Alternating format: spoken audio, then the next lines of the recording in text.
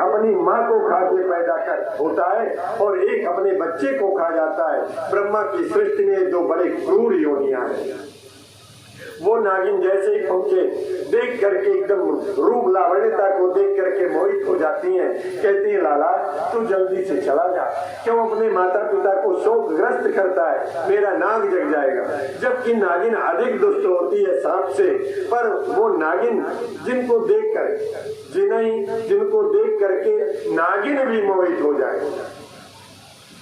नागिन भी मोहित हो जाए। कितनी सुंदरता रही होगी, कितनी कमनीयता रही होगी। जो अपने बच्चे को खा जाते उसको मोह नहीं होता, वो भगवान कृष्ण के रूप लावण्यता माधुर्यता को देख करके वो भी मोहित होकर कहती लाला तू जल्दी से चला जा यहाँ से, नाग जग जाएगा तो डस लेगा, भाग जा, क्यों अपने माता पिता को शोकग्रस्त करता है।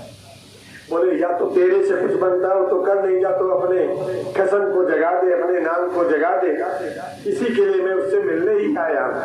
इतने में उछाल की आवाज को सुन करके नाग जग जाता है और जैसे ही 1000 फन से आता है, 1000 फन में आता है, लाला के ऊपर 10 मारने को चाहता है। नटवर वेश बना के आए थे, बीच वाले फन में चढ़ गए और जिस फन को उठावे उसी में दूसरा पैर, तीसरा पैर, चौथा पैर, पांचवा पैर इतने वेग से नाचे कि जो फन उठावे उसी में पैर पड़े और उससे खून की फव्वारा निकलने लगे।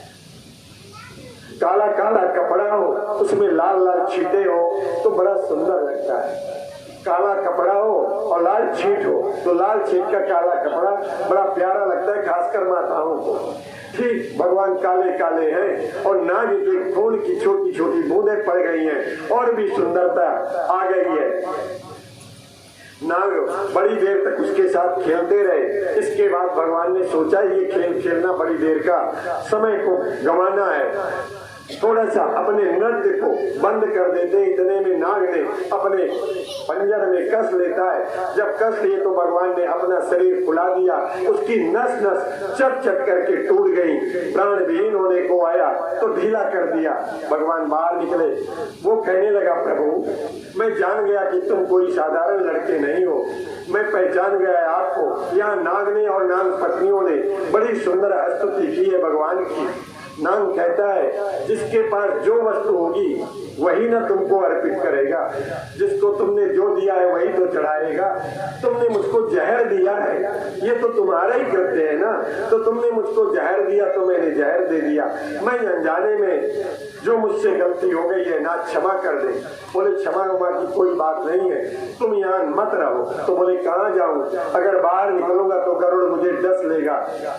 तो बोले यहाँ क्यों नहीं डसता। बोले शोवीर एक महात्मा का श्राप है जिसके कारण यहाँ नहीं आता, तो मैं डर के मारे यहाँ छिपा बैठा हूँ। बोले अब तुमको गरुड़ नहीं खाएगा। बोले क्यों नहीं खाएगा। बोले तुम्हारे मस्तक पर हमारी चरण चिन्ह है, इसलिए अब तुमको ना गरुड़ नहीं डसेगा। इस पर एक कथा बता मैं इसको बढ़िया समझने के लिए। जब भगवान दूल्हा वेश में बने हैं तो उस समय काम आया है घोड़ा बन करके, कामदेव। जब भगवान राम जनकपुर में अब जा रहे थे जनक भवन की ओर, तो जिस घोड़े पर सवार थे वो स्वयं कामदेव था। जनुबाज वेश बनाई मनसिज स्वयं बाज का वेश बना करके आया है और उस पर राम सवार थे। जिस समय दूल्हा वेश में घोड़े पर सवार होकर चले तो औरों का तो मेला लगा ही लगा, आंखों का मेला लग गया। यहाँ पर स्वामी खड़ानंद 12 नेत्रों से देख रहे हैं, ब्रह्मा 15 नेत्रों से देख रहे हैं, भगवान शिव 15 नेत्रों से देख रहे हैं, खड़ानंद 12 नेत्रों से देख रहे हैं, चतुरानंद 8 नेत्रों से देख रहे हैं। और यहीं पर जो इंद्र को श्राप हुआ था, इस वेश को देख करके जो उसके अंग दूषित हो गए थे वो सब के सब आंख बन गए और इंद्र ने 1000 नेत्रों से देखा। एक महात्मा ने जाकर के पूछा कि एक बार भगवान शिव ने भगवान के 15 जो नेत्र हैं उनमें 10 नेत्र सबको आनंदित करने वाले हैं, पर 5 नेत्र काम को जलाने वाले। एक बार काम को जलाने के लिए भगवान शिव ने उन 5 नयनों में एक नेत्र को खोला था तो काम भस्मीभूत हो गया था। आज एक महात्मा जाके पूछा कि काम को भस्म करने वाले पांचों के पांचों नेत्र खुले हुए हैं और कामदेव घोड़ा बना है, भस्म नहीं हो रहा, क्या बात है। सुनने लायक प्रसंग है, बड़ा संकेत है इसमें। आज काम भस्म क्यों नहीं हो रहा है? बोले आज वो भगवान की सत्ता को स्वीकार कर लिया है, भगवान आज उसकी पीठ पर बैठे हुए हैं। अब काम का तब तक कोई घृणित करते हैं मेरे माई बाप, जब तक वो भगवान को स्वीकार न करे। दुनिया के हर दूसरे कर्म को करते हुए भी अगर भगवान की सत्ता को स्वीकार कर ले तो तुरंत उसके सारे के सारे पाप से समाप्त हो जाते हैं। उसी तरह से जैसे रुई का अंबार लगाया जाए और माचिस की तीली मार दी जाए, पलक झपकते ही रात की ढेरी में परिवर्तित हो जाएगा। भगवान की सत्ता को स्वीकार करते ही सारे के सारे काम, क्रोध, लोभ, मोह, पापाचार, अनाचार, दुराचार, अत्याचार सब के सब भस्मीभूत हो जाते हैं। अब वो काम नहीं जलेगा। ठीक वही दशा आज यहाँ पर है। भगवान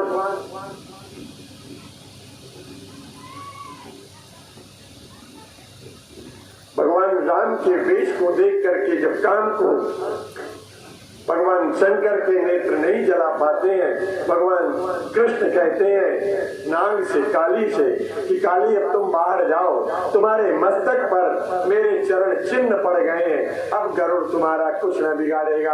अपने मस्तक पर तुमने मेरे चरणों को स्थापित कर लिया है, भगवान की चरणारविंदों को हम सब अपने हृदय में स्थापित कर ले। दुनिया की कोई शक्ति ऐसी नहीं है जो हमको पराजित कर सके और अपना लक्ष्य न प्राप्त करा दे, अपना लक्ष्य न प्राप्त करा दे। ये कथा कहती है यहाँ। ठीक भगवान के चरणों को प्रणाम करके वो काली नाग वहां से निकल जाता है। तत्पश्चात वहां का जल जो दूषित था पवित्र हो गया। वहां के जो ताल के पेड़ के फल थे वो सब के सब पवित्र हो गए। और वहाँ धेनुकासुर नाम का एक राक्षस कंस के द्वारा आया हुआ भेजा गया था, उसका भी गोविंदाय नमो नमः करते हैं। जब इस तरह से इन 7 प्रबल दैत्यों का संहार हो गया, अब लगभग 11 वर्ष की अवस्था होने को आई, तो कंस सोचता है आज अपने मंत्रिमंडल को बुला करके कि क्या किया जाए। तो मंत्रियों ने कहा ये साधारण बालक नहीं है, दूसरे के घर में जा करके और वहां मारना कठिन होता है। दूसरे के किले में जाकर के बैरी को मारना कठिन होता है और अपने घर में बैरी को बुला लिया जाए तो मारने में देर नहीं लगेगी, इसलिए कृष्ण को यहाँ बुलाया जाए। तो कैसे आएंगे? बोले ऐसे तो आएंगे नहीं, कोई धार्मिक कृत्य का उद्घोष कराया जाए, ढिढोरा पिटवाया जाए कि कोई धर्म का काम करने वाला है कंस, और इसमें ब्रजवासियों को आमंत्रित किया जाए, गोकुलवासियों को आमंत्रित किया जाए, तो उसमें कृष्ण भी आएंगे। लेने कौन जाएगा? बोले सबके बुलाने से नहीं आएंगे, सबके बुलाने से नहीं आएंगे, तो किसके बुलाने से आएंगे? बोले अक्रूर के बुलाने से आएंगे, जिसके अंदर क्रूरता न हो उसके बुलाने से आएंगे। उस वेला में मैंने चर्चा की थी,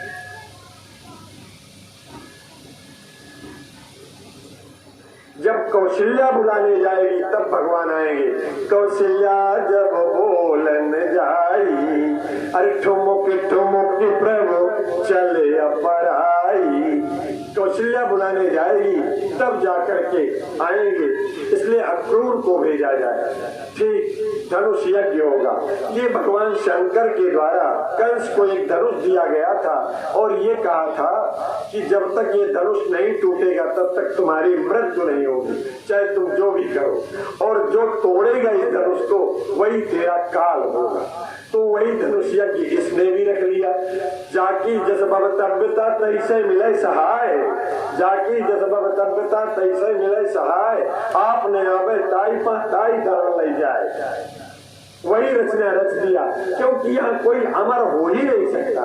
जो इसका नाम है ये मृत्युलोक, जो यहाँ आया है आज जाएगा। मृत्यु जन्मताम वीरा देहेन सा जायते, जिस समय कोई पैदा होता है उसी समय उसकी मृत्यु भी पैदा होती है।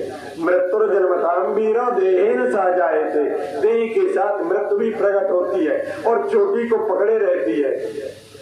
श्वास श्वास पर राम कहो, बता श्वास जन खोए, ना जाने आश्वास का आवन होए न होए। श्वास श्वास पर राम कहो, काल गहे है केस, और ना जाने कि तुम्हारी है क्या घर क्या परदेश। बोल वृंदावन बिहारी लाल की जय। एक बार अकबर सुनने लायक है, धन की कटाई पर सुनने लायक है। एक बार अकबर बीरबल से कहा, बीरबल तुम्हारे संप्रदाय के लोग ईश्वर ईश्वर राम राम कृष्ण कृष्ण जप माली में हाथ डाल करके ओम नमो भगवते वासुदेव ईश्वर ईश्वर करते रहते 24 घंटे। हमारे संप्रदाय में 3 बार की नमाज अदा कर दी जाती है और हमारी इबादत पूरी हो जाती है, हमारी पूजा पूरी हो जाती है। बीरबल बादशाह से क्यों झगड़े? हाथ जोड़ के कहा, जहां पना आपके संप्रदाय के लोग जो इबादत करते हैं अच्छी करते हैं, पर हमारे संप्रदाय के लोग जो 24 घंटे जप माली में डाल करके हाथ और राम राम ईश्वर ईश्वर रखते रहते हैं, मैं समझता हूँ कि वो भी अच्छा करते हैं। मेरे संप्रदाय के भी लोग अच्छा करते हैं, ऐसी मेरी मान्यता है। अकबर को तो अपनी बात भूल गई। घनश्याम जी सुनिएगा, अकबर को तो ये बात भूल गई, लेकिन बीरबल को याद बनी रही और वो उसका समुचित उत्तर देना चाहते। और इस उत्तर को सुन करके अगर जीवन में आ जाए तो आज के डेट में हमारा आपका भी जीवन सफल हो जाए, मानव तन पाने की सार्थकता हो जाए इस कथा को सुनकर। ठीक समय बीता, 2-4 महीने का, बीरबल को याद रहा, अकबर भूल गया। एक बुढ़िया के पास गए बीरबल और उसके पास जैसे पहुंचे, बोले मैं इस राज्य का मंत्री हूँ, महामंत्री हूँ और मेरा बीरबल नाम है। माता तुम क्या करती हो, कैसे जीविका चलाती हो? अरे बेटा क्या करती हूँ, अब बच्चों के भरोसे पर हूँ, जैसा वो चाहे वैसा मुझको रखे, भोजन पानी दे दे तो दे दे, ना दे दे तो ना दे दे, अब उनके आश्रित हो गई हूँ। बोले माई मैं तुमको 5 मोहरे दूंगा, कल शाम टाइम 4 बजे अमुक सड़क पे, उस वाली सड़क में, उस पीपल के पेड़ के नीचे 5 मिनट अकबर अकबर अकबर करना। अकबर भी आ जाए तो तुम अकबर कहना बंद मत करना, ना अकबर से कुछ बोलना, मैं तुमको सोने की 5 मोहरे दूंगा। ओ कहाँ एक टुकड़े के लिए परेशान, कहाँ सोने की 5 मोहरे मिलेगी। दूसरे दिन वहां से जब शाही सवारी निकली, बीरबल को पता था वही मौका दिया था 5 मिनट का कहने का। वो अकबर अकबर कह रही थी, शाही बग्घी निकली, बीरबल अकबर ने सुना, बीरबल पता लगाओ ये कौन बुढ़िया है, मेरे नाम को पुकारे जा रही, क्या कष्ट है, उसके कष्ट को दूर करो, क्या परेशानी है उसको। बीरबल शाही सवारी बग्घी से उतर करके गए, थोड़ी देर खड़े रहे, लौट के आए, उनकी तो ये माया ही थी, लौट के आए, बोले जहाँ पना कुछ नहीं बोलती, बस आपका नाम लिए जा रही है। ठीक सवारी आगे बढ़ गई। दूसरे दिन उन्होंने कहा, भाई आज तुम 10 मिनट अकबर अकबर करना, मैं तुमको सोने की 10 मोहरे दूंगा। आज उत्तर दिशा के उस सड़क में, वहाँ एक आम का पेड़ है ना किनारे थोड़ा हटके, वहाँ बैठ करके 10 मिनट अकबर अकबर करना, अकबर ही क्यों न आ जाए तो भी तुम बंद मत करना। आज जब वहां पर सवारी पहुंची तो अकबर अकबर अकबर कर रही थी वो बुढ़िया। इतने में सम्राट ने सुना, बोले बीरबल पता लगाओ, कल भी यही आवाज आ रही थी, आज भी आवाज आ रही, क्या पीड़ा है उस नम्माई को? बोले जहाँ पना कल मैं गया था, मैं पुरुष वो नारी है, हो सकता है कोई नारी पीड़ा हो तो बेगम साहिबा को भेज दिया जाए, शायद इनको अपने मन की बात बता दे, हमसे लज्जा करती हो तो माता से अपना कष्ट बता देगी। बेगम साहिबा को भेजा गया, जाकर के उन्होंने कहा मैं अकबर की महारानी हूँ, अकबर की रानी हूँ, तुम बताओ मुझे क्या करना है, किससे तुम्हारी पीड़ा समाप्त होगी, क्यों मेरे सम्राट का नाम लेती हो? वो कुछ नहीं बोली, अकबर अकबर कहती रही, लौट आई थोड़ी देर में, बोले कुछ बोलती नहीं, आपका नाम लिए जा रही है बस। आज फिर सवारी निकल गई। आज तीसरे दिन बीरबल उस बुढ़िया के पास पहुंचे और बोले आज तुमको 15 मिनट अकबर अकबर करना है, मैं सोने की 15 मोहरे तुमको दूंगी।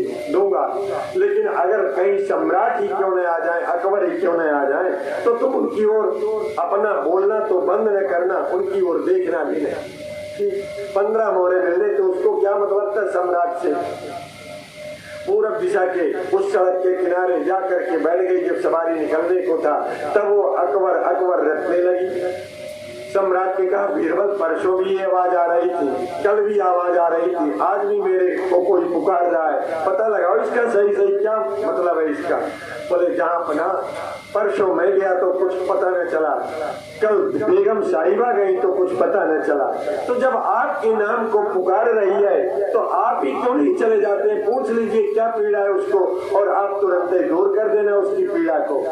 जैसे ही सुना सम्राट को दया आई कि 3 दिन से कोई बुढ़िया की आवाज आ रही है, मैं राजा हूँ, मुझको देखना चाहिए प्रजा का कष्ट, तो अपना ताज उतार करके बग्गी पर रख दिया, अपने उपाना उतार करके बग्गी में छोड़ दिया, बिना जूता के बिना मुकुट के और सबको त्याग करके सम्राट जब गया, बोले, बोलो माई, मेरा नाम अकबर है जिसको तुम आज 3 दिन से पुकार रही हो, बताओ तुमको क्या पीड़ा है, मैं तुम्हारी पीड़ा अभी तत्क्षण दूर किए देता हूँ, तत्काल। बीरबल ने कहा, जहाँ पना इसकी पीड़ा को हम देख लेंगे क्या पीड़ा है क्या नहीं। मैं तो आपको इतना बताना चाहता था कि 3 दिन में 24 कितने में मात्र इसने 5 मिनट 10 मिनट 15 मिनट कुल आधा घंटा आपको पुकारा है। 3 दिवस में केवल 15 मिनट आपको पुकारा है, तो आप अपनी शाही सवारी त्याग करके, बेगम साहिबा का साथ छोड़ करके, अपने सिर का ताज उतार करके, बिना जूता चप्पल के पैदल इसकी पीड़ा को सुनने के लिए, पूछने के लिए चले आए हैं। हमारी मान्यता है कि हमारे संप्रदाय के लोग जपमाली में हाथ डाल करके अगर 24 घंटे राम राम राम राम राम राम राम राम राम राम रखते हैं तो मेरा राम जहाँ कहीं भी होगा आकर के उसकी पीड़ा को दूर करता होगा। ये मेरी मान्यता है, ये मेरी मान्यता है। कहने में ये दंती कथा है मेरे माई बाप, पर ये वेद का वेद का वाक्य है जो अहरनिश आठोयाम परमात्मा के नाम को पुकारता है, तो चाहे पापी से पापी ही क्यों न हो, अंत में परमात्मा आकर के उसको अपने धाम लेके जाता है। इसका प्रसंग केवट के उदाहरण से मिलता है। मछली मारता था, खाता था, पूछता था, कोई धर्म का काम नहीं करता था, लेकिन 12 वर्ष तक केवल राम को निहार करके रोया, तो राम से फिर जाते न बना, पुष्पक विमान उतरता है और राम उसको अपने साथ लेकर के अपने धाम जाते हैं। बोल दे वृंदावन बिहारी लाल की जय। इस तरह भगवान अनेक अनेक लीलाएं करते हैं। आज अक्रूर को भेजा जा रहा है, अक्रूर को बुलाया गया, कंस ने समझाया कल तुम्हें निमंत्रण देने जाना है गोकुल वासियों को और नंद के दोनों पुत्रों को, जो एक मेरे वसुदेव का बेटा है, रोहिणी का पुत्र है उनको, और नंद के छोरे को यहाँ लेके आना है साथ में। और राजा का आज्ञा है, राजा आज्ञा है, मरता क्या न करता, मानना तो पड़ेगा। कल कुछ लोगों ने ये कहा है कि जो उस वेला में थोड़ा सा रामचरित्र गाया गया है वो सुना दिया जाए। अभी उस वेला में तो खाओ जैसी आपकी आज्ञा।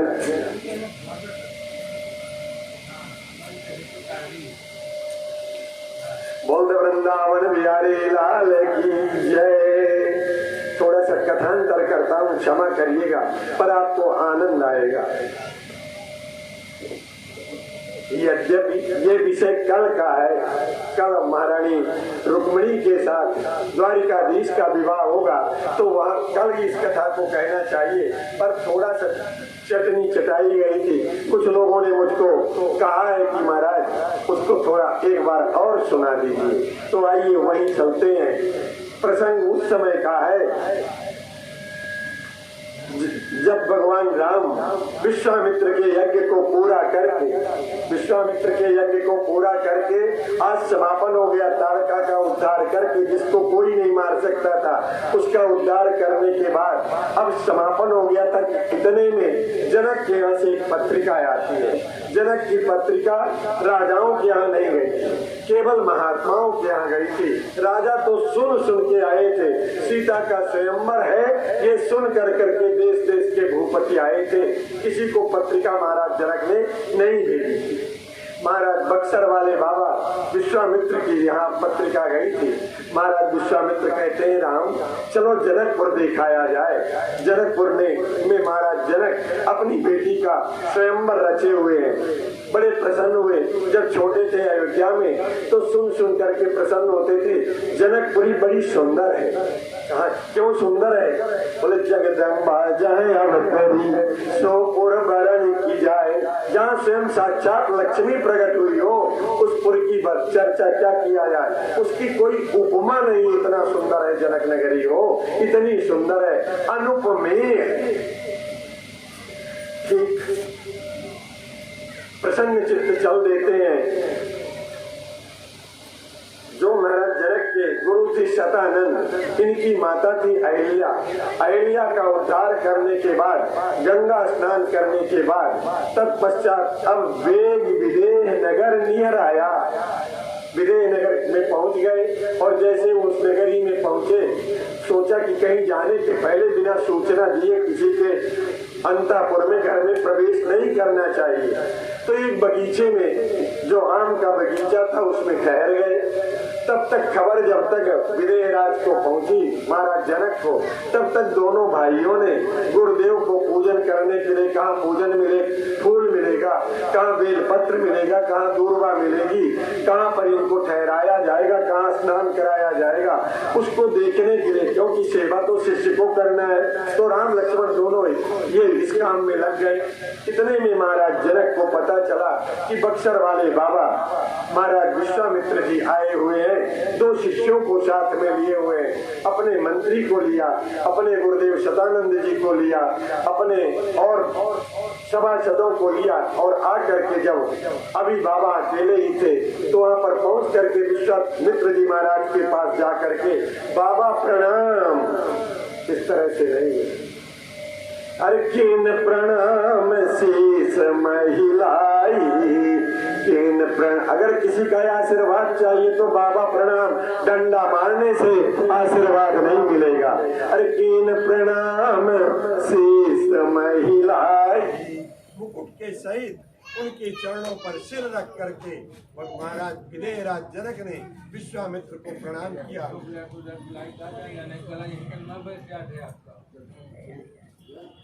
पानी वानी छोड़ो, पानी वानी पिलाओ।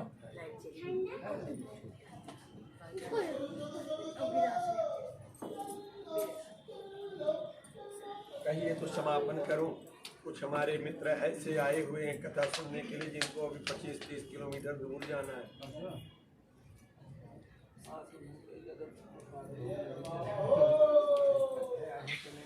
40 किलोमीटर दूर जाना है उनको। ऐसे भी लोग आए हुए कथा सुनने के लिए और जाना है ही।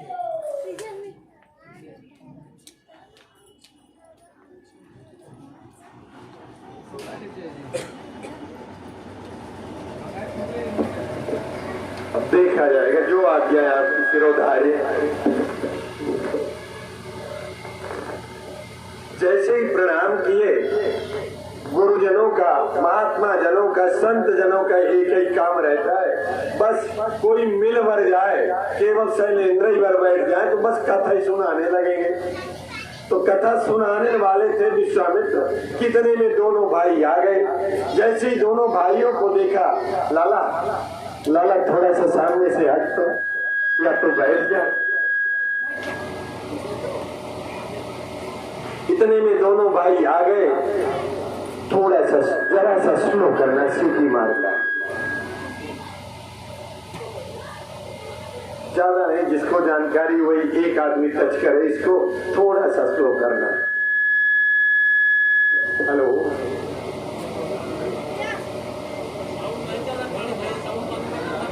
बोले वृंदावन बिहारी लाल की जय।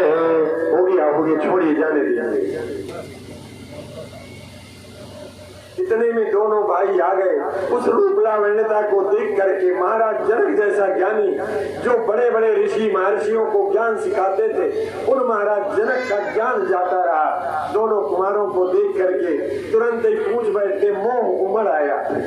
पूछू तो सही, कितने सुंदर बालक हैं। अगर किसी मुनि महात्मा की संतान होंगे तब तो काम न बनेगा, अगर किसी राजा महाराजा की संतान होंगे काम बन सकता है। ऐसा सोच करके कहो नाथ सुंदर दो बालक, कहो नाथ सुंदर दो बालक, मुनि कुल तिलक की नृप कुल पालक।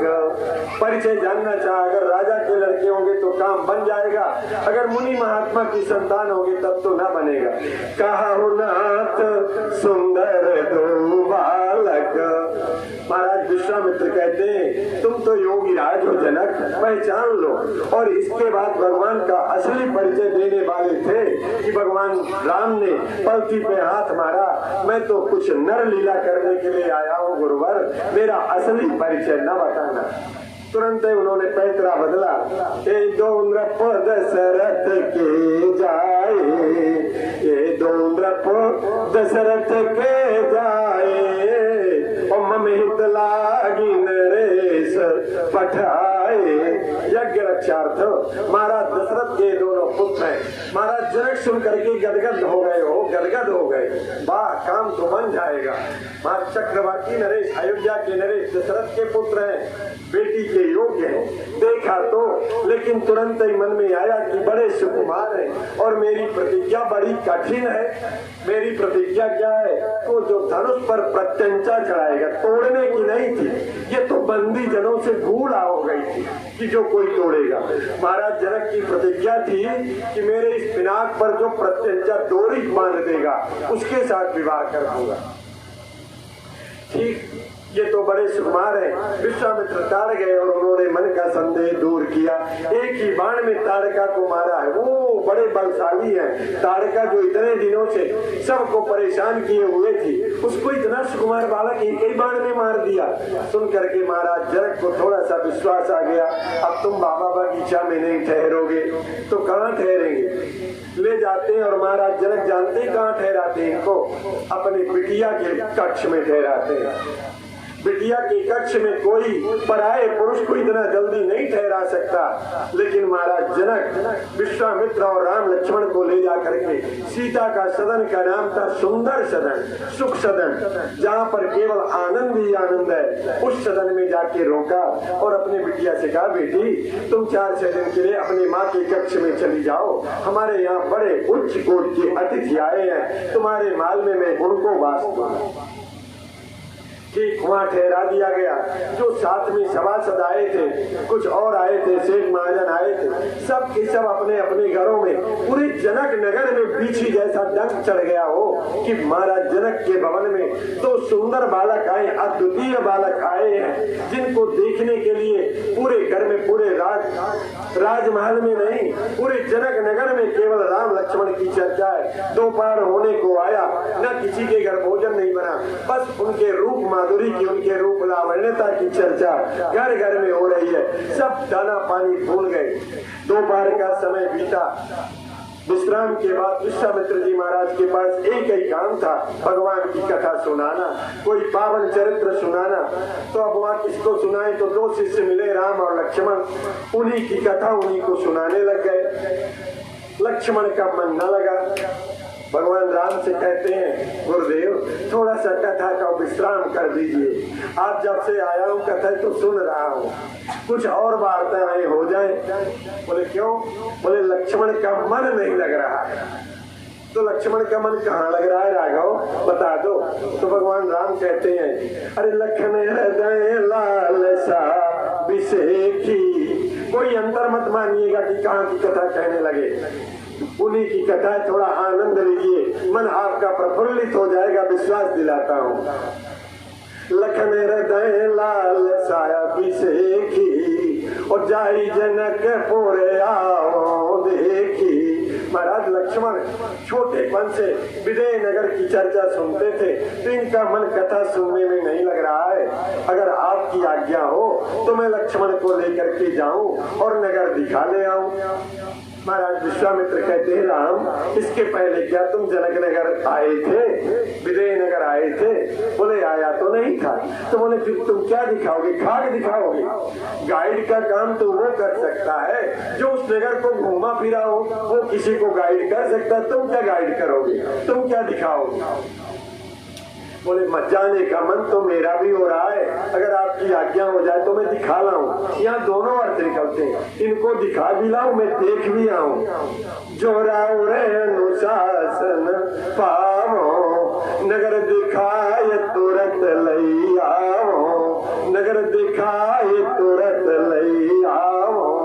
विश्वामित्र ने ध्यान लगाया, ध्यान लगा करके देखा कि इनके मन में क्यों उत्कंठा हो रही है। ये इनके मन में तो कुछ होता ही नहीं है, आज क्यों ऐसा हो रहा है?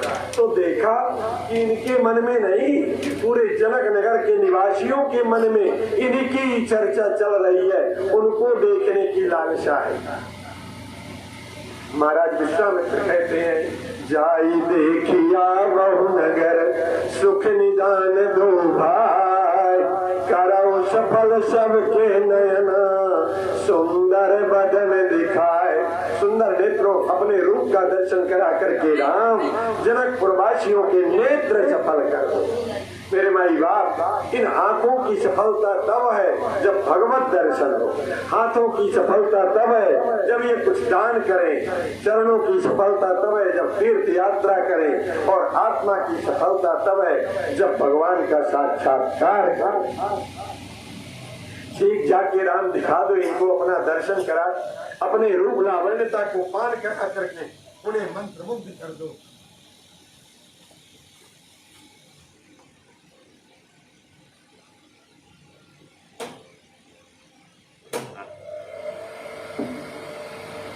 चल देते हैं, चलने पर आगे जैसे ही भवन से बाहर निकले, वैसे ही भवन के बाहर फ्लोर पर बच्चे खेल रहे थे। सारे के सारे बच्चे अपने अपने घरों में दौड़ के गए, बोले बाहर निकलो, बाहर निकलो, क्या हो गया है?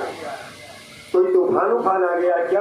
बोले तूफान नहीं, आज जिसकी सूर्योदय से चर्चा हो रही है घर घर में, वो अकेले दोनों भाई बाहर निकले हैं, न कोई फौज है, न पलटन है, न कोई पहरेदार है। अभी तक तो सबके मन में था कि महाराज वीवीआईपी कमरे में रखे होंगे, कक्ष में रखे होंगे, हमारे कहाँ बाकी की दर्शन होंगे। वो आज बाहर निकले हुए, जाके देख लो। और परिणाम क्या हुआ मेरे मित्रों? अरे धाये धाम काम सब त्यागी, धाये धाम काम सब त्यागी, अमन हो रंग निधि लूटन लागी। जैसे किसी दरिद्री को पारस मणि मिल गई हो, ऐसा सब के सब टूट पड़े। कतार लग गई, एक तरफ पुरुषों की, एक तरफ माताओं की। कुछ लोग जो बाहर नहीं निकल सकती थी, घूंघट काढ़े थे, किसी पराये पुरुष को देखने के लिए इतना जल्दी नहीं निकल सकती, वो अपने अपने बच्चों के माध्यम से देखा, सब धाम और काम को त्यागा। जो जैसे काम में थी वैसे भाग पड़ी। कोई आंख में अंजन लगा रही थी तो काजल की डिबिया लिए दौड़ पड़ी, कोई बर्तन धो रही थी तो बर्तन लिए दौड़ पड़ी, कोई पाँवों में महारो लगा रही थी तो लगाते लगाते ही दौड़ पड़ी, कोई अन्य काम कर रहे थे। जो जैसे तैसे उठ जावे, बाल वृद्धि कर संग न लावे। दौड़ के गई, सबने देखा और कहा क्या सुंदरता है, इतनी सुंदरता है। उसकी उपमा, सब उपमा कवि रहे जुठारी, इसकी उपमा। पर हमारी किशोरी भी कमजोर नहीं है। सबके मन में आया क्या सुख होता है, क्या सौभाग्य होता, कोई पुण्य होता कि सांवरे वाले के साथ बर सांवरो जानकी जोगो। किसी ने अपने लिए नहीं मांगा, इसीलिए सब त्रेता की जितनी जनकपुर की नारियां थी द्वापर में जाकर के गोपी बनती, द्वापर में जाकर के गोपी बनती हैं। भगवान को सबने देखा, भगवान थोड़ा धीरे धीरे मंद मंद मुस्कुराते हुए आगे बढ़ते हैं। एक भवन की अट्टालिका में किशोरी जी की, सीता की 8 सखियां बैठी हुई थी। उन 8 सखियों ने देखा नीचे कि दोनों भाई चले जा रहे हैं। एक ने कहा अरे मैं इनको जानती हूँ। क्या जानती है? बोले जिनका नाम राम लक्ष्मण है। बोले और? बोले इसके आगे नहीं जानती, पर इतना पता चला है कि महाराज जनक ने इनको देखा है। दूसरी ने कहा मैं और भी जानता हूँ, महाराज जनक ने देखा है, इनका नाम राम लक्ष्मण है, ये अयोध्या के चक्रवर्ती नरेश महाराज दशरथ के पुत्र हैं, एक का नाम है राम, एक का नाम है लक्ष्मण। तो तीसरी ने कहा और बता क्या जानती है? बोले इसके आगे नहीं जानती। तो वो कहती मैं जानती हूँ, एक की माई का नाम है कौशल्या और एक की माई का नाम है सुमित्रा।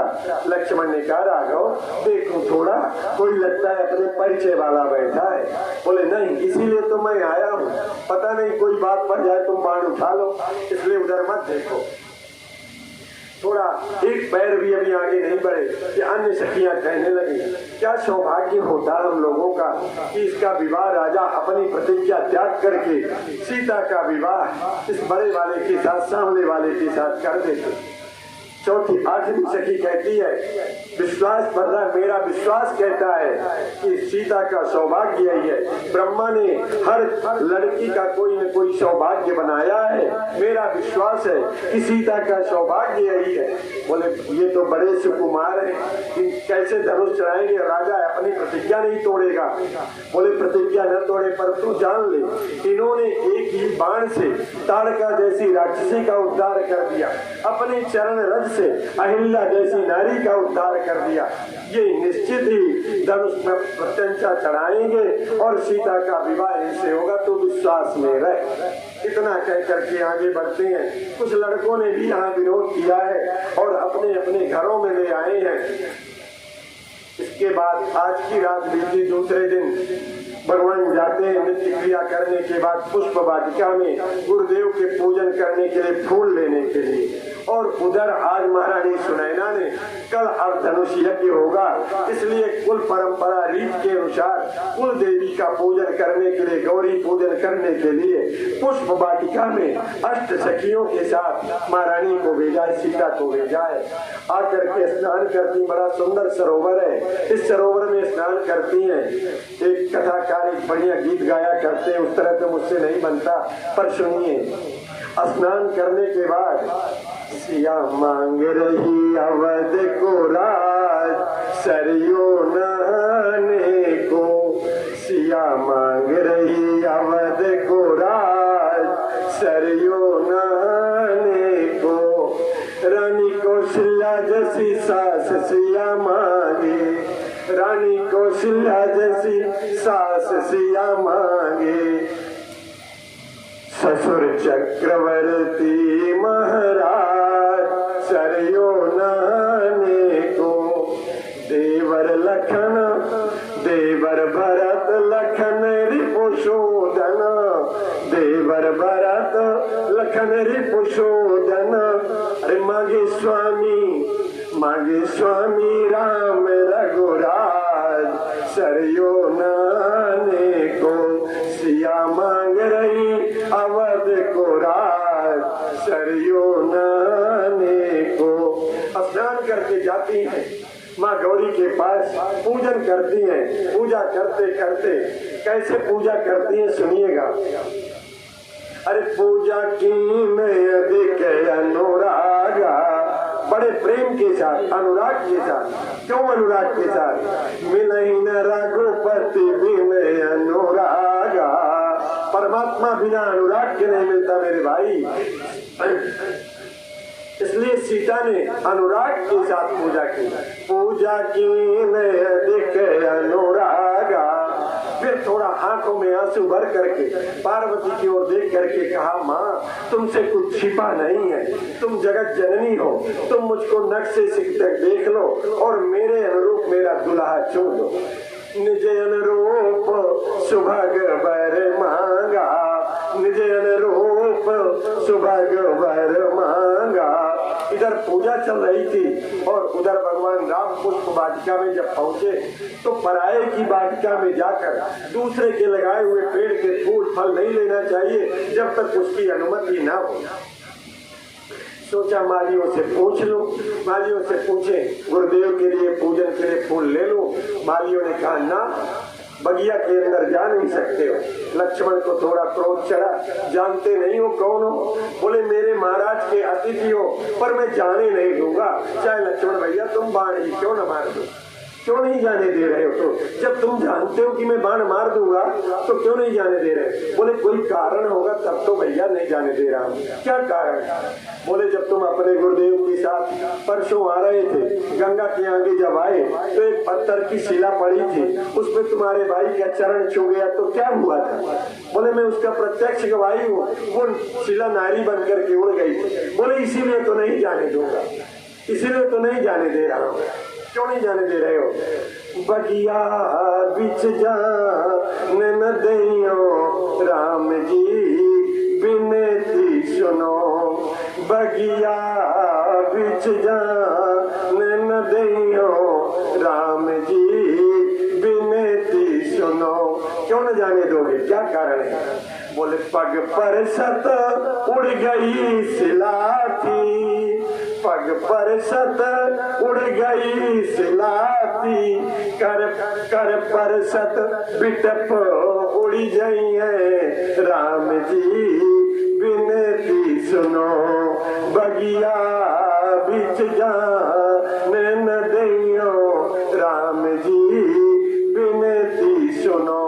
जब पग स्पर्श करने से शिला उड़ गई थी तो अगर तुम्हारे भाई के हाथ जिस पेड़ पर लगेगा वो पेड़ उड़ जाएगा और पेड़ कम हो जाएंगे। लक्ष्मण भैया मेरी नौकरी चली जाएगी, राजा मुझको निकाल देगा, दंडित करेगा। लक्ष्मण भैया ने कहा पेड़ों की काउंटिंग किए हो, गिनती किए हो? बोले हाँ पूरी किए, मैं गारंटी देता हूँ एक पेड़ भी नहीं घटेगा, अब जाऊं फूल तोड़। बोले नहीं, एक समस्या है, हो तो तुमको जाने दे, दूसरी समस्या भी। अब कौन समस्या आ गई? बोले वो देखो जहाँ कमल के फूल है वहाँ पर जो क्या है? बोले वहाँ भंवर मंडरा रहे हैं, भंवर मंडरा रहे हैं। बोले जब कमलों के फूल पर भंवर जो मंडरा रहे हैं ना, और तुम्हारे भैया का मुखारबिंद कैसा है? बोले कमल जैसा है, इनकी चरण कमल जैसे, इनके हाथ कमल जैसे, इनका मुख कमलवत है। तो जब तुम्हारे भाई का मुखारबिंद कमल के जैसा है तो तजी तजी सुमाना भमर मतवारे, तजी तजी सुमाना भमर मतवारे।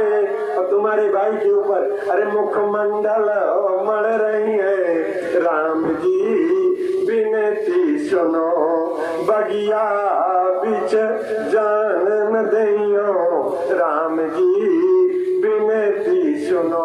वो सारे के सारे भंवर तुम्हारे भैया के कमलवत मुख में मर जाएंगे और कोई भंवरा काट दिया तब मेरी नौकरी चली जाएगी भैया, इसलिए मत जाओ अंदर, मैं न जाने दूंगा। तो फिर कैसे बने? मैं फूल तोड़े देता हूँ, तुम्हारे तोड़े फूलों से मेरे गुरुदेव पूजन नहीं करेंगे। अपने गुरुदेव के पूजन की व्यवस्था की, सेवा की व्यवस्था मैं स्वयं अपने हाथ से करता हूँ। फूल तो लेना ही है, कोई और उपाय है? मालियों ने विरोध कर दिया। बोले हाँ लक्ष्मण भैया एक उपाय है। बोले क्या उपाय? बोले जब हमारे बिटिया की, हमारे किशोरी की, हमारी सीता की जयकार लगाओगे तो जाने देंगे। यहाँ विनोद किया है मालियों ने। लक्ष्मण ने कहा तुम्हारी बिटिया है, तुम्हारे नगर की है, हम पराये आदमी तुम्हारे बिटिया की जयकारा क्यों लगाएं? तो बोले फिर नहीं जाने देंगे। राम ने कहा भैया सुन ले, थोड़ा जरा है, धीरे धर, जयकारा लगाने में क्या होता है, हमारा काम तो बन जाएगा। बोलो तुम लोग, हम बोलेंगे जय। बोले लजाओगे नहीं, हमारे बिटिया की जय बोलोगे? बोलना पड़ेगा बुआ जी, बोल किशोरी मैया की। जितना हमारा गला बड़ा लगता है उससे ज्यादा है, बढ़िया माल खाती है आज 5 दिन से। बोल वृंदावन बिहारी लाल की जय। ठीक जयकारा लगा। मालियों ने हाथ जोड़ के कहा भैया मेरी कहाँ है औकात कि मैं तुमको मना कर सकूं? तुम तो चीफ गेस्ट हो मेरे मालिक के, और वैसे भी तुम कुछ और हो। हमें कहाँ मौका मिलता तुम्हारा दर्शन करके। मैं तो इसलिए अवरोध किया कि थोड़ी देर हमारा तुम्हारा भी संवाद हो जाए, और इस तरह से मैंने तुम्हारा दर्शन करके अपने आप को पावन बनाया है, अपने आप को पवित्र बनाया है। नाथ चाहे जितना फूल ले लीजिए, मेरी क्या औकात कि मैं आपको रोक दूं। ऐसा हाथ उभर करके आप मालियों ने कहा, मैं भी थोड़ी देर के लिए आपको देख लिया ना, इसके लिए मैंने ये आडंबर रचा था। उधर भगवान फूल तोड़ने लगे। इतने में सीता के साथ की एक सहेली बड़ी चतुर थी, वो तुरंत ही पूजा छोड़ करके बगिया घूमने चली आई। जब उधर सीता पूजा कर रही थी, ये बगीचे में चली आई। एक सखी सिया संग बिहाई, एक सखी सिया संग बिहाई, अरे गई रही देखन फुलवारी। फुलवारी में जब देखा जा करके फूल तोड़ते हुए भगवान राम को देखा, हाथ में दोना लिए हुए, जैसे ही देखा बीबल हो गई। कल तो मैंने देखा तो था, लेकिन इतने अच्छे से नहीं देखा था, क्योंकि ये नीचे नीचे चल रहे थे, हम अट्टालिका में थे, छज्जे में थे, तो इनके सिर के बालों का पर्दा पड़ रहा था, ठीक से इनके मुख को नहीं देख पाई। आज कोई यहाँ है भी नहीं, ठीक सामने खड़े हैं, अच्छे से इनको देख लिया जाए, भर नजर देखा जाए। और बड़े अच्छे से देखने लगी। जैसे ही देखा राम की नजर पड़ी, सो पागल हो गई, पागल बेबल हो गई। पैर यहाँ का वहाँ पड़ने लगा, आंखों में लाल लाल रेचे आ गए, पूरे रोए खड़े हो गए, बेबल हो गई, पागल हो गई देख करके राम के रूप। जैसे ही राम ने थोड़ा मुस्कुरा के देखा इसकी ओर, नजर चार हुई, इतने में वो सखी पागल हो जाती है। पागल की अवस्था में दौड़ के गई, और जैसे ही पहुंची अपने सखियों के पास में, उन सखियों ने इसकी दशा को देख करके कहा, अरे तेरे को क्या हो गया? कोई तूने ऐसी वैसी चीज खा ली है क्या, जिससे तू बेहोशी को छाई जा रही है? तेरी आंखों में रेसे आ गए हैं, होठ सूख गए हैं, पैर इधर के उधर पड़ रहे हैं, बदहवासी हो गई है, क्या हो गया तेरे को? बोले कुछ न पूछ रही, उन्हीं का दर्शन हो गया जिसको कल हम तुम लोगों ने देखा था। तो हम भी तो कल देखे थे, तो हमें तो कुछ नहीं हुआ, आज तुमने देखा तो क्या हो गया उनको देखने से? आज तुमने देखा तो क्या हो गया? थोड़ी देर बाद बात करेंगे, कथा चल जाएगी।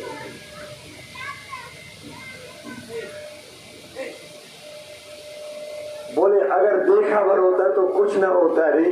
बोले देखने से जब हो गया तो इतना भी नहीं समझ पाई थी, जब देखने से तेरी ये दशा होनी थी तो तूने घूंघट क्यों नहीं कर लिया? बोले घूंघट तो किया था रे, तई भर नहीं होशियार है, इतना तो हम भी जानती, तो मैंने घूंघट किया था, पर एक गलती हो गई। क्या गलती हो गई? फूल तोड़ते हुए राघव को जब देखा कि मेरा अपने आप को मैं नहीं संभाल पा रही हूँ, तो मैंने घूंघट किया था कि नहीं बिलो की घूंघट पटकी ना, कि नहीं बिलो की घूंघट पटकी ना, पर खुला रह गया एक कोना, किशोर गौर हमरे लगाए दीन टोना, किशोर गौर सावरो सलोना, हमरे लगाए दीन टोना, किशोर गौर सावरो सलोना। अरे जैसे ही देखा ना री, वैसे पागल हो गई, गलती हो गई। किया तो था, जब तूने घूंघट किया होगा तो फिर कैसे उनने तुमको देखा, तुमने उनको देखा? ठीक से नहीं किया था घूंघट, किए तो थे, लेकिन एक गलती हो गई, उसका एक कोना खुला रह गया, और उस कोने से मैंने भी उनको देखा और उनने भी मुझको देखा। तो देखने से क्या होता है? क्या हो गया देखने से? अरे बोले क्या नहीं हो गया ये पूछ। देखने से अगर देखे भर होते तो कुछ न होता, देखे भर होते तो कुछ न होता।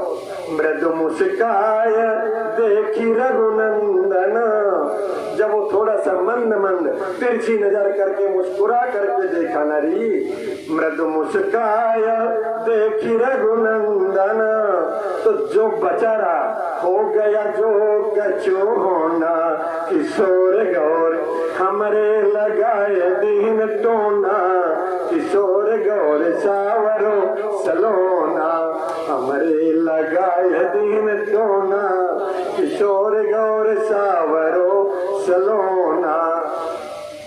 अब सखियों ने कहा अच्छा तो बता, तुम्हारे टोना लग गया तो कैसे हैं? बोले दोनों बड़े कम उम्र के हैं, एक गोरा एक सांवला। वो तो कल ही देखा था। और कुछ बता? बोले और कैसे? बोले हाथ में धनुष बांध लिए। वो भी मैंने कल ही देखा था। आगे बता। बोले आगे नहीं बताऊंगा। क्यों ना बताओगी? बोले इसलिए नहीं बताऊंगी कि नहीं बताना मुझे। तो तूने नहीं देखा है, किसी झूठ बोल रही है, तूने नहीं देखा है उनको। देखी होती तो बताती ना। कैसा कुर्ता पहने हैं, कैसा कुर्ता का कलर है, कैसा उनकी टोपी है, कैसा मुकुट है, कैसा किरीट है, बता। बोले देखा तो है ही, पर बता नहीं सकती। क्यों नहीं बता सकती? बोले जिसने देखा है उसके पास बताने वाला यंत्र नहीं है, और जिस यंत्र को बताना है उसने देखा नहीं। देखा है आंखों ने है, बताना जीव को है। कोई देखे और बताए कोई और, क्या ऐसा हो सकता है? देखा है आंखों ने है, बताना जीवा को है। चल रही सीता, ये कहीं पाथर की प्रतिमा चली न जाएगी, चल के देख ले। मैं दिखा सकती हूँ, बता नहीं सकती पर मैं दिखा सकती। और ले जाकर के सीता को सब सखियां मिलके जाती हैं। एक लता की ओर से उस चतुर सखी ने जैसे ही सीता को राम का दर्शन कराया, जिस समय सीता चलती है न तब उनके अंगों में फड़कन, उनके बाएं अंग सब फड़के, उनके जो जेवर गहने थे उन्होंने सुंदर संकेत दिया, शुभ संकेत। उनके पाँव की पायल बज उठी, हाथों का कंगन बज उठा, कमर की करधनी बज उठी। मानव मदन दुंदुभी दीनी। जिस समय सीता चलती हैं उनके शरीर में पड़े हुए, अंगों में पड़े हुए जो उनके श्रृंगार थे वे सब के सब एक साथ बज उठे। और जैसे ही बजे तो भगवान राम के कानों तक पहुंचे। मानव मदन दुंदुभी दीनी। ऐसा लगा कि कामदेव पूरे विश्व को आज जीत लेगा। उन्होंने कहा लक्ष्मण फूल बाद में देख तोड़ना, पहले देखो वो कौन चली आ रही। और बोले तात जनक तन आया सोई, धनुष जग कारण कोई। ये जनक की कन्या है, इनके कारण ही धनुष यज्ञ हो रहा है। एक बार ठीक से देख तो लो। तो राम भी देखने लगे और सीता भी लता की ओर से देखा। चारों, दोनों के नेत्र चार हुए। सबसे पहले अच्छी बात भी और गलत बात भी इन आंखों से आते हैं मेरे माई बाप। आंखों का दोष होता है सबसे पहले। सीता ने जैसे ही देखा, बस इतने में अब समाप्त कर देंगे, आपका टाइम नहीं लेंगे, फिर कभी मौका मिलेगा दूसरी कथा में तब सुनाएंगे।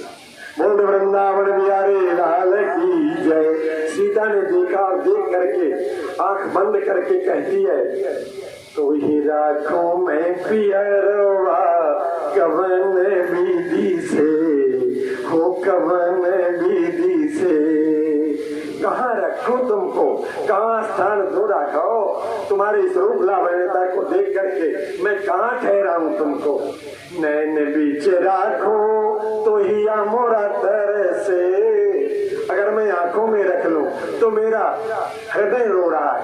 अगर मैं हृदय में तुमको विराजमान कर लूं, नैन बीच राखो तो ही मोरा तरसे।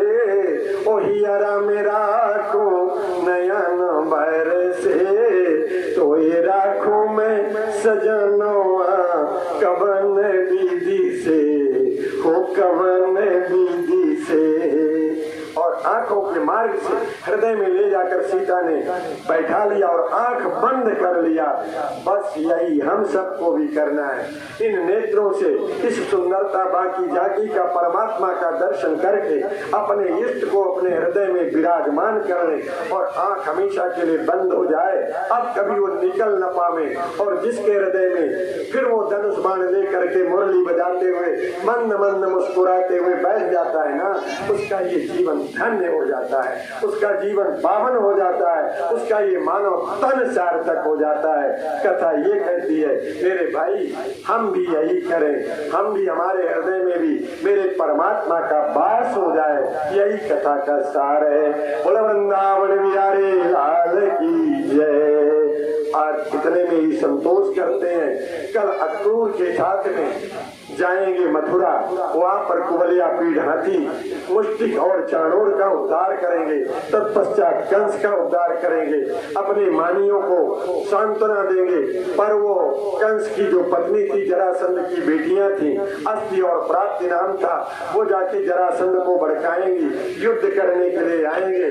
तत्पश्चात जरासंध को 18 बार हराएंगे, काल यवन को मारेंगे, द्वारिका का निर्माण कराएंगे, द्वारिका के बासी बनेंगे और कुंदनपुर नरेश महाराज भीष्म की पुत्री महारानी रुक्मिणी के साथ विवाह करेंगे। यहाँ तक की कथा का वर्णन करूंगा, भगवान के अनेकानेक विवाहों का वर्णन करूंगा, उनके पुत्रों का विवाहों का वर्णन करूंगा, कैसे कैसे उन्होंने गोपियों का मन जीता, कैसे उद्धव को ज्ञान दिया, कैसे नारद का ज्ञान का जो अहंकार था वो समाप्त किया, कैसे यशोदा को सांत्वना देते आने के बाद भी इन सब चर्चाओं को करके अपने जीवा को पवित्र करूंगा।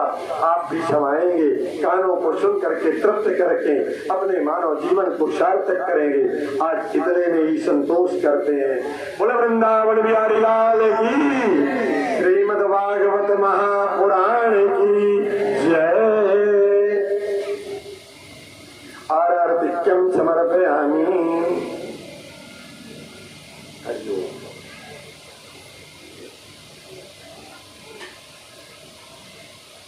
आइए करेंगे।